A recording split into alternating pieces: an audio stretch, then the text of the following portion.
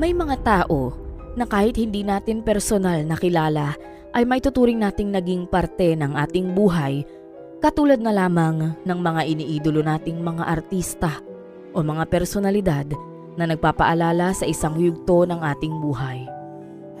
Para sa mga batang 90s, isa na marahil sa pinakakilalang personalidad ay si Barbie Hsu, isang banyaga na nakilala dahil sa isang palabas na inaabangan, sinubaybayan at nagpakilig sa maraming Pilipino. Kaya naman ang kanyang biglaang pagpanaw noong 2 ng Pebrero 2025 ay labis na ikinabigla ng marami. Ano nga ba ang tunay na nangyari kay Barbie Hsu na humantong sa trahedyang ito ng kanyang buhay? Ating tuklasin ang totoong rason at balikan ng kanyang makulay na buhay. Si Barbie Hsu, na may totoong pangalang Hsu Shi-yuan, ay isinilang noong October 6, 1976 sa Taipei, Taiwan. Lumaki siya sa isang masayang pamilya kasama ang 2 kapatid na babae. Isa na rito ang kanyang nakababatang kapatid na si Di Hsu, na kalaunan ay naging isang sikat ding TV host at aktres. Mula pagkabata, mahilig na si Barbie sa sining at entertainment. Meron siyang talento sa musika, pag-arte at hosting. Kaya hindi kataktakang pinili niyang mag-aral sa Taipei Huakang Art School, isang paaralan na nagtaguyod ng maraming kilalang artista sa Taiwan.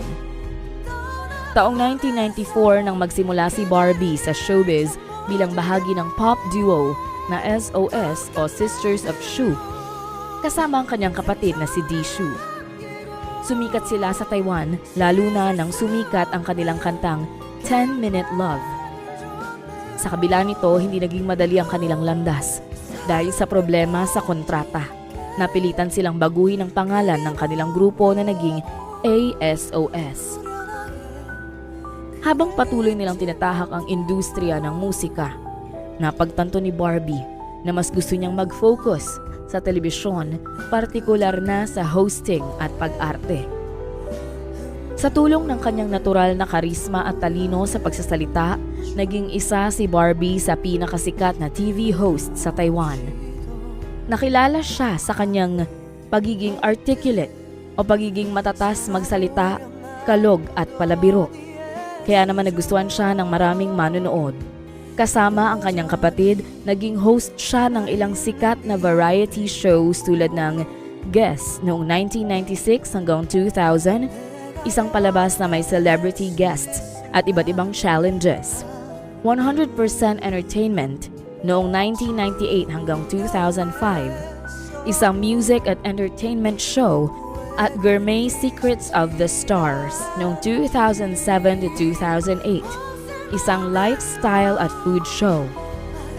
Bagamat nagtagumpay si Barbie bilang isang TV host, naramdaman niyang tila may kulang pa.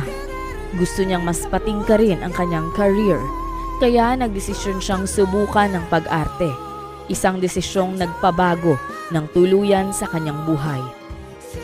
Sa simula, maliit na mga papel lang ang natatanggap ni Barbie sa mga drama sa Taiwan, ngunit hindi nagtagal, napansin ng mga direktor ang kanyang husay sa pag-arte.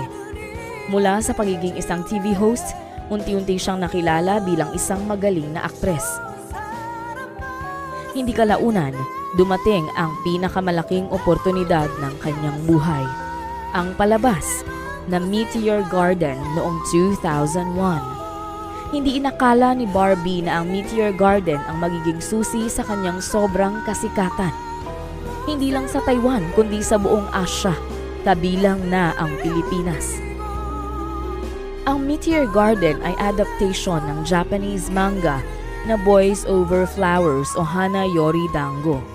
Ikinuwento nito ang buhay ni Shansai, isang matapang at matatag na dalaga mula sa simpleng pamilyang napunta sa isang prestihiyosong paaralan kung saan naghahari-harian ang 4 na mayayamang binatang tinatawag na F4 o Flower 4. Nung nag-audition si Barbie para sa papel na Shansai, marami ang hindi sigurado kung siya ang tamang tao para sa karakter. Wala pa siyang malawak na karanasan sa pag-arte o malaking papel na ginampanan bago ang palabas